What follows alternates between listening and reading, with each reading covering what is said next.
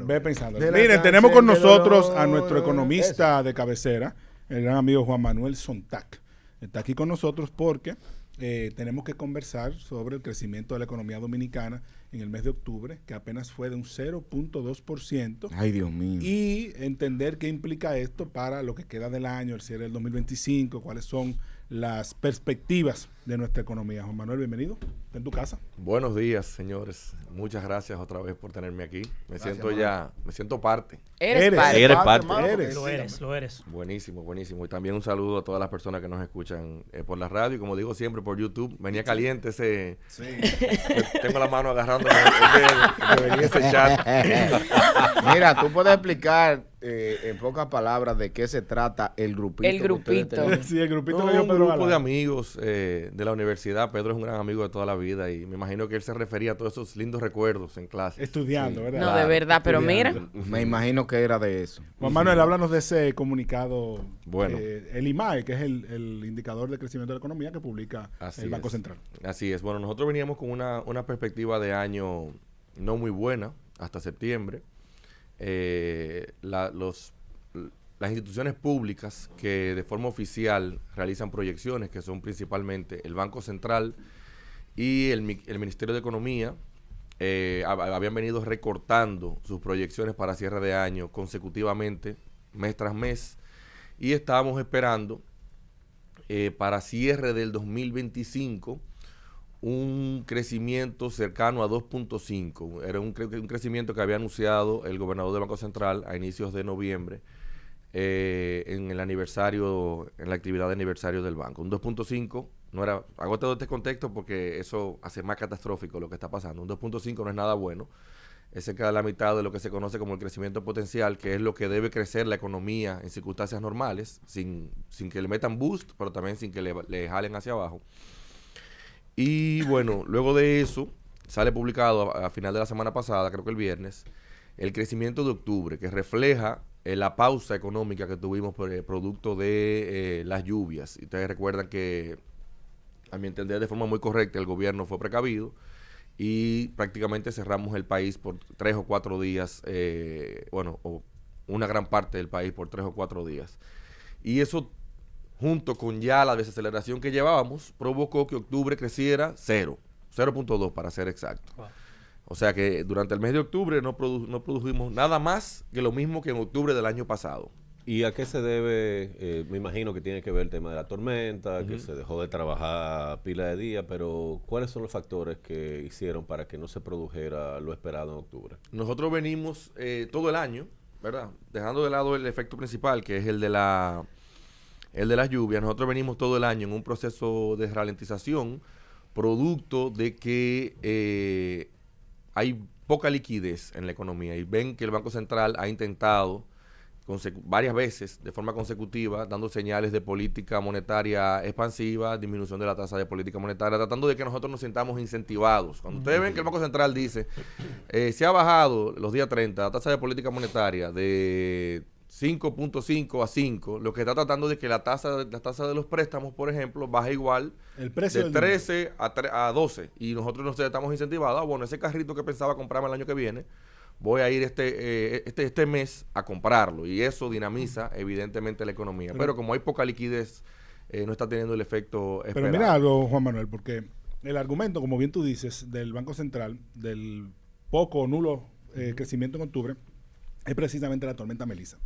La gente, cuando vienen fenómenos así, se va a la discusión de si cerramos o no cerramos. Mucha gente critica al restaurante que se quedó abierto, otros dicen que lo mejor es quedarse en su casa, pero quizá la población no es consciente del costo económico que tiene eso para el país. ¿Eso se calcula por día? ¿Habría una manera de que el país entienda cuál es el impacto de una medida como esa? Que como tú dices, yo estoy de acuerdo que fue atinada, porque fue preventiva. Déjame sumarme a esa pregunta, Fran, porque también como la medida fue parcial, es decir, no fue todo el país, como tú también lo mencionaste, que se cerró, sino que fueron específicamente, digamos que la parte de la zona sur, ¿no? Desde Punta Cana hasta Pedernales, por decirlo de alguna manera. Excluyendo Punta Cana, porque Punta Cana no cerró. Sí, pero creo que como desde La Romana, San Pedro, no sé. Sin embargo, vemos que creció 0.2. Estamos hablando, uno pensaría, bueno, si se cierra parte del país, por lo menos la otra mitad claro, está el Distrito Nacional involucrado, que ahí sabemos que se mueve mucho dinero, pero Santiago, por ejemplo, todo el Cibao, de alguna manera estaba un poco fuera de esas medidas, y aún así creció muy poco, o no creció. O sea, ¿cómo se distribuye ese crecimiento cuando se cierra parcialmente? Sí, buenísimo. Voy a responder ambas preguntas juntas. Sí existen mediciones, pero no de forma específica para República Dominicana y para eventos como este. Por ejemplo, yo ayer leía, porque pretendo mencionar un poco más adelante otro tema, que es el del apagón nacional. Leía que hay muchas mediciones sobre cuánto pesa para un país cerrar, apagar la electricidad por 24 horas, en términos económicos, porque eso tiene un costo, evidentemente. Pero desconozco si hay alguna medición bien vieja de República Dominicana, reciente no lo hay, de cuánto es el impacto por día de esas medidas de emergencia. Lo que pasa es que, como decía, no solamente esto se debe, aunque esa sea la razón principal, a la lluvia y a los días que tuvimos prácticamente cerrados o aislados socialmente. También ya nosotros venimos de un proceso de ralentización. Para que ustedes tengan una idea, a mediados de noviembre, con corte al 30 de octubre, una organización comercial realizó una encuesta en 15,000 colmados, y los colmados declaran que han tenido este año un 37% menos de ventas que el año pasado, porque lo que los economistas decimos no es más que lo que se siente, o sea, ustedes mismos lo sienten. Yo escuché ayer el programa y veía lo que cada uno compró en Black Friday. La verdad que Black Friday fue bien lento. Igual las personas que nos escuchan sienten cómo estamos en un proceso en el que no nos sentimos motivados a gastar, y es porque esta incertidumbre de cómo se está moviendo la economía no motiva a que uno realice inversiones, a que uno haga consumos importantes, porque está mejor previendo, guardando para mañana. Y venimos durante todo el año en un proceso de este tipo, y las lluvias lo que hacen es que terminan de dar el golpe fatal. La estocada final. Y tú mencionas el apagón también como una causa. A principios de noviembre, porque eso es de octubre. Entonces, lo que nos preguntamos los economistas, pero ya lo pasado pisado, ¿verdad? Ya octubre fue un mal mes. Lo que nos preguntamos es entonces qué va a pasar en noviembre y diciembre. Y nosotros hacemos en la firma consultora proyecciones mensualmente, y yo siempre pienso que tengo que pedirle a estos 2 meses para que logremos un crecimiento al cierre de año de tanto. El gobernador del Banco Central, antes de todo este proceso, decía 2.5, que es muy malo. Eso es casi imposible. Yo estaba viendo, ¿qué tengo que pedirle a noviembre y a diciembre para que cerremos, por ejemplo, en 2.3 y no ser tan malo como 2023?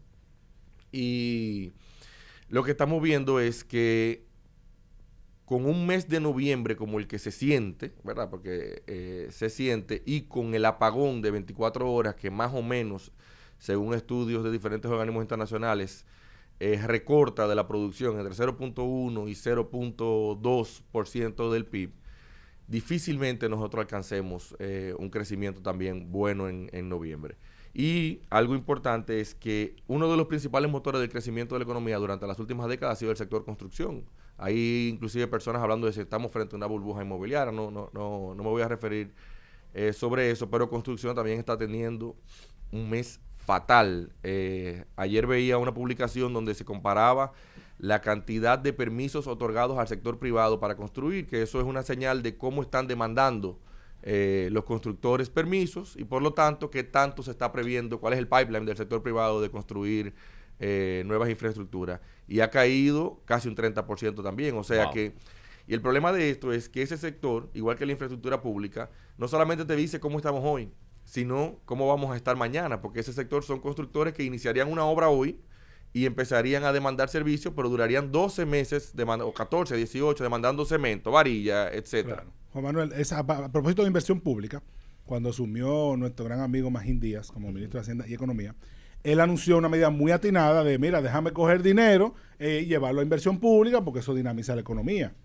¿Qué tan efectiva ha sido esa medida en lo que tú has visto? Tú que eres un gran conocedor del presupuesto público, y ¿qué tú entiendes se debe hacer para que eso se sienta más? Porque yo no lo siento. Yo soy un hombre de fe, pero las estadísticas, o sea que tengo fe en Magín, pero las estadísticas muestran al cierre de octubre que apenas se había ejecutado el 68% del gasto de capital reproyectado. Veamos, en agosto nombran al ministro Díaz, y el ministro Díaz las primeras señales que da son dos vías. Una de reforma fiscal, trae el tema otra vez a la mesa, que eso evidentemente por razones obvias, lo mismo que estamos discutiendo en la mesa, se ha frenado. Y por el otro lado, el tema de que es necesario aumentar el gasto de capital y que desde su visión, la visión del ministro, él entiende que si hay que endeudarse más para eso, cosa que yo comparto por la coyuntura económica, pues lo hacemos, pero hay que invertir.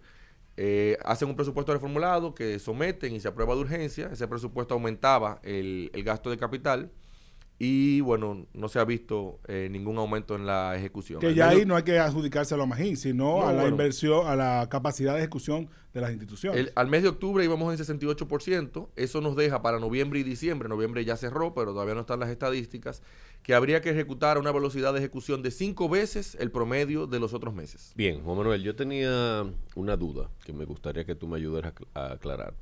Si tú comparas, si manejas esos números, estadísticamente, ¿cuál es el mes al que peor le va a la economía dominicana históricamente? Y ya que estamos hablando de datos históricos, en términos estadísticos e históricos, ¿qué otro año ha sido tan difícil como se proyecta que será este cierre con un 2% de crecimiento? Buenísima la pregunta. Mira, te voy a responder sin datos específicos, ¿verdad? Porque no lo tengo en la mente, pero sé que el primer trimestre suele ser el trimestre más lento de la economía. Venimos de algo que nosotros coloquialmente le decimos la resaca de la Navidad. Eso es así. La gente se ha secado durante el aumento del circulante del último mes, diciembre, un poquito de enero, y febrero. Lo que se conoce como la cuesta de enero. Exactamente. Y ahí viene un proceso de ralentización muy corto. Eso evidentemente dentro de la estacionalidad intraanual. Eso a los economistas no les importa mucho porque al final lo importante es cuánto se logró al final del año. Y tu segunda pregunta, que tal vez es la más alarmista, el 2025 proyecta ser, de cumplirse las proyecciones actualizadas luego del crecimiento de octubre, el peor año de los últimos 20 años. Wow. Si sacamos, evidentemente, el COVID y la crisis financiera del 2008. Acercándonos a los efectos de la crisis financiera del 2008. En el 2009, que es que se sienten en el resto del mundo los efectos de la crisis financiera, que explota a finales del 2008, crecimos un 1. Y dependiendo a quién tú le preguntes, en Dominicana, en el 2025 deberíamos crecer entre 1.9 y 2.1. Debería ser el número. Mira. Ahora, la estadística lo aguanta todo y somos expertos. ¿Cómo? Quería yo preguntar, ¿a qué creen ustedes los economistas dentro de tu grupo de WhatsApp que se debe... El grupito, como le dijo Pedro. Política del gobierno, de una situación externa que hubo, ya mencionamos dos, ¿verdad? Incluyendo, por eso pasó ahora a fin de año y ya las proyecciones venían mal desde el principio. Entonces, ¿a qué ustedes creen, a cuáles factores se debe? ¿Mala política del gobierno? Yo creo que hay una combinación, no una tormenta perfecta, porque no quiero ser alarmista de que estamos de camino al precipicio, pero una tormenta complicada, ¿verdad? Nosotros, es cierto que ha sido, y ha sido no quiero decir la excusa, la justificación en algunos momentos de la administración pública. El ministro Paliza, lo escuchábamos en julio decir que tenemos un año complicado en todo el mundo y que ha habido choques externos, choques internacionales, todo el tema de Estados Unidos, la política de Trump y la incertidumbre que eso genera en la inversión, ¿verdad? Si tú no sabes lo que va a pasar, nadie se atreve a hacer inversiones importantes, pero esa teoría que yo ligeramente la comparto, se cae cuando tú ves que vamos a ser el segundo país de la región que menos crece, o sea que hay una fórmula que los otros países de la región usaron que nosotros no tenemos. Eso te iba a preguntar. En el caso de República Dominicana, nosotros tenemos una coyuntura especial. Luego del 2021, que tuvimos un boom de consumo post-COVID, que se vio en todo el mundo, un choque inflacionario por la cantidad de gente que estaba guardada en su casa y que salió a gastar lo que había ahorrado durante 2020. Eso generó un choque inflacionario. Tuvimos la política monetaria, el gobernador del Banco Central tuvo que salir a proteger inflación, que es su principal mandato de ley, o sea, a controlar la inflación. Y con eso secó el mercado. Pero eso provocó en 2023 que tuviéramos un crecimiento muy lento. Entonces, en ese momento, no voy a discutir las razones políticas porque las desconozco, aunque tengo mis hipótesis, se consideró que era importante incentivar la economía en el 2023, que crecimos 2.2, que fue muy malo, el peor hasta ese momento en los últimos 20 años, y se salió a incentivar la economía, se bajaron mucho las tasas y eso, porque todo es una cadena, en la economía todo es dinámico, eso hizo que se presionara el tipo de cambio, que como todos sabemos es el miedo de la política monetaria, del gobernador del Banco Central, porque ese no es su mandato. Quiero entrar ahí. Eso provocó presiones en el tipo de cambio, vimos una aceleración en la depreciación, el dólar empezó a tomar mayor valor hasta que entró la administración Trump, y eso llevó a que el gobernador, para defender el tipo de cambio, que como decía, no es su mandato, tuviese que volver a secar la economía. Entonces, hago toda esta historia porque yo creo que la combinación de factores.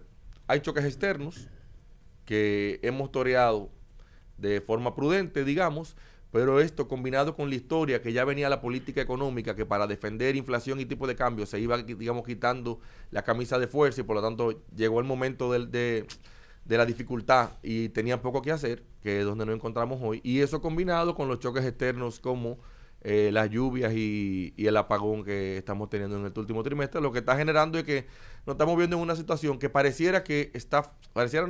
que inclusive está fuera del control de la política económica. O sea, hay poco que hacer. Tú me preguntas qué hacer y yo te digo, bueno, a estos 2 meses que le quedan ya aguantar y rogarle a Dios que el año que viene sea mejor. Juan Manuel, hay una trinidad imposible en la economía, que es que no se puede mantener indicadores positivos siempre en la tasa de interés, en la inflación y en la tasa cambiaria. O sea, una de las tres tú tienes que sacrificar siempre con la medida que tome respecto a las otras dos.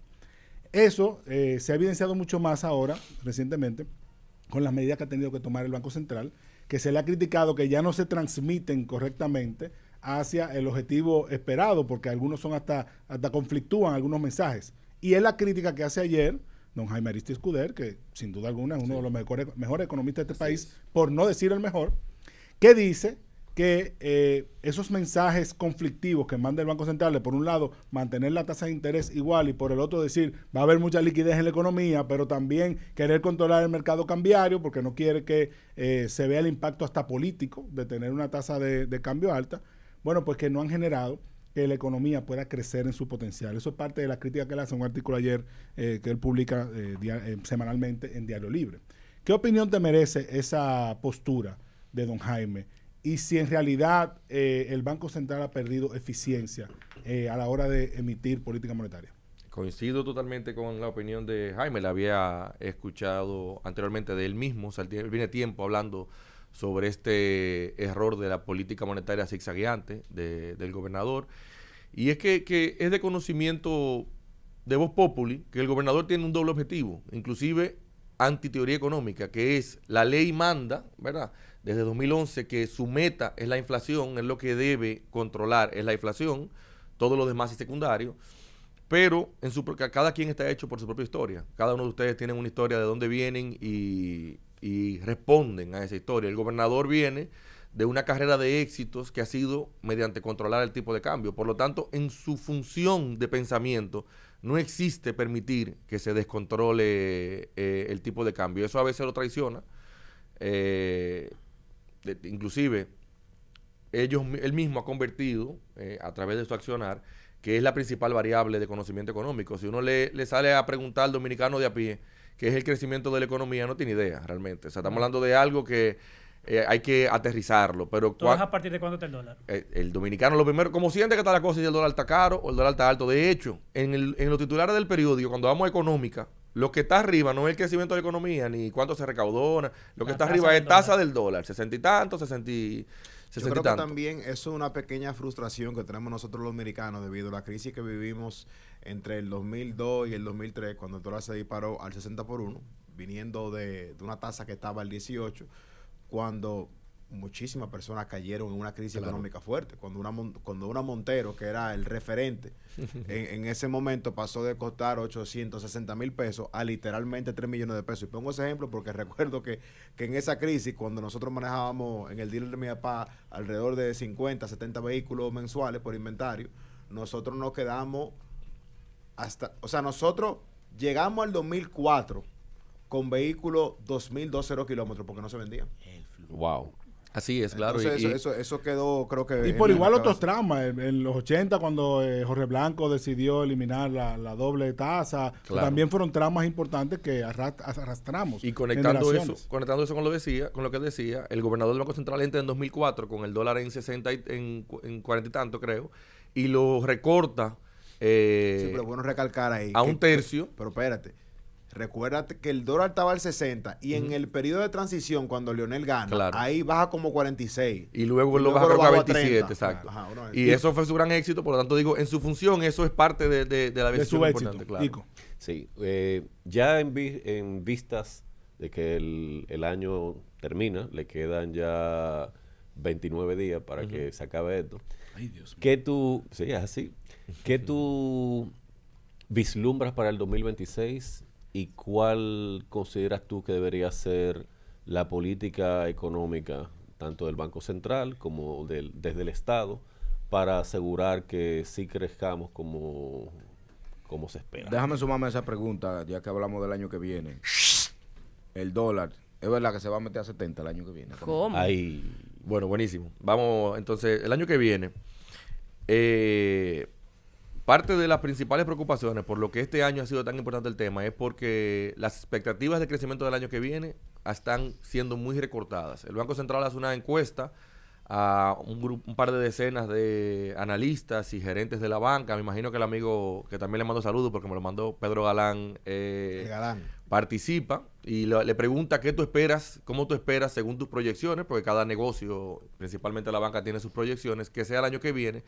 Y por primera vez en varias décadas, a excepción de 2 meses en el 2020, por primera vez en varias décadas, la proyección del año que viene es negativa o está por debajo del potencial. Me explico. Cuando tú le preguntas a un economista, nuestra economía es bien pujante. La economía dominicana, esto es un toro, la economía dominicana. Por eso vemos que sin importar partido político, nosotros resolvemos, nos va bien. O sea, no hay una política económica como que destruya esta estructura. El sector privado es bien fuerte. Por lo tanto, cuando le preguntan a estos agentes económicos qué tú esperas para el año que viene, que es la pregunta de más largo plazo que se hace, se le pregunta desde enero del año anterior, siempre están muy cerca del crecimiento potencial, o por encima, ligeramente, o por debajo, pero la gente cree que el año que viene vamos a crecer 5. Ese es, digamos, lo que está en la mente del agente económico encuestado. Y este año, por primera vez, a excepción, inclusive mucho peor que 2023, a excepción de 2020, en 2 meses en específico, que fue abril, cuando estábamos recién en el golpe, y en octubre, cuando se vio que no era tan corto como se pensaba, está en 4 el crecimiento O potencial sea, la esperado. expectativa de los agentes económicos para el 2026 es que crezcamos un 4%, Claro, más o menos 4%. Más o menos. Eso lo pongo por un lado. Por otro lado, los agentes internacionales que le dan seguimiento igual a la economía, estamos hablando del Fondo Monetario Internacional, Bank of America, que hace algunos reportes que inclusive algunos deberían ser privados y se filtran, que son de conocimiento público, tienen una expectativa un poco más positiva, entre 4.5 y 5. El gobierno espera 4.5, entre 4.5 y 5. Por lo tanto, yo creo que el año que viene no va a ser tan malo como este. De hecho, los economistas utilizamos mucho un tecnicismo que es el efecto rebote. Se crece en comparación con este año, que ya fue malo. O sea que es más fácil lograr un crecimiento un poco mayor. Y para lograr eso, que responde a tu segunda o la pregunta complementaria, yo creo que vamos a ver una política monetaria muy expansiva de parte del Banco Central, o sea, muchos recortes de tasas, Dinero en la calle. tal vez dinero en la calle, tal vez uno que otro liberación de encaje legal, y eso acompañado de que República Dominicana siempre sigue como economía pequeña y abierta a lo que hace Estados Unidos, y en mayo del 2026 sale el actual o el equivalente al gobernador del Banco Central, que allá es el presidente de la FED, y entra muy probablemente un miembro del equipo económico de Donald Trump que es muy pro política monetaria expansiva. O sea, que se espera, que lo que quiero decir con esto, que Estados Unidos también sea expansivo, recortando tasas, dándole espacio a que el gobernador de aquí también recorte y baje tasas para dinamizar la economía. Pudiera disparar el dólar. Entonces, por eso te digo que todo va en cadena. Eso, probablemente, de pasar así, es probable que tengamos una depreciación un poco acelerada, pero sinceramente, yo no la veo en 70. tal vez ni siquiera en 69, pero sí en torno al 67, 67.5. Pero Román, hay que decirle a la gente que debemos acostumbrarnos poco a poco a una tasa que flote más. Mire, yo le tengo una fórmula a la Porque gente, mantener esa tasa como está tiene un costo. No es tan difícil. Nosotros tenemos un pass-through tipo de cambio de inflación casi... Explícalo de pass-through. O sea, nosotros tenemos una gran proporción de nuestros bienes son importados, incluyendo bienes que son que tienen participación transversal en la canasta de producción, como los combustibles que no producimos y por lo tanto se importa. Y se ha calculado que lo que se transfiere de depreciación a inflación equivale más o menos 1 a 1. O sea que si la moneda se deprecia un 4%, la inflación debe andar en torno al 4%. Dicho esto, ponemos a un lado, el gobernador tiene una meta que cumple muy tajantemente de mantener la inflación en torno al 4%. O sea que nosotros no deberíamos, sería extraordinario y sería ineficaz por parte del gobernador, que no va a permitir que yo ni nadie diga que él es ineficaz, que tengamos una inflación por encima del 4%. Dicho esto, es muy fácil usted prever cuánto va a ser la depreciación del año que viene. Usted toma la tasa a la que cierra el 2025. Imaginémonos que usted prevé que va a ser 65 y le suma un 4%. 1.04 lo multiplica por la última tasa que usted vio y eso por donde va a estar diciembre de 2000. No va a ser muy lejos. A menos que pase algo extraordinario. No, claro que sí. Esa parte no la podemos prever. Señores, hemos estado conversando con nuestro economista de cabecera, Juan Manuel Sontag, un poco de economía digerible. Yo creo que la gente aprecia mucho que le pongamos en plátano, como uno dice, los temas económicos del país, porque eso a usted le importa porque eso es el dinero que va a su bolsillo. Parecería extraño pensar que esas decisiones que toma el Banco Central, que se habla en los organismos internacionales, tienen un impacto tan directo, pero es así. En la medida en que el Banco Central hace su política monetaria y el gobierno hace su política fiscal, pues el país crece. Y qué bueno que tú dices que no importa quién venga, la República Dominicana es un toro. Económico que debe seguir creciendo, porque lo primero que necesita este país es dinero. A usted le agradecemos la sintonía por hoy. Nos volvemos a encontrar mañana miércoles, como siempre, de 7 a 9 de la mañana, aquí en Despierta. Pues lo mató.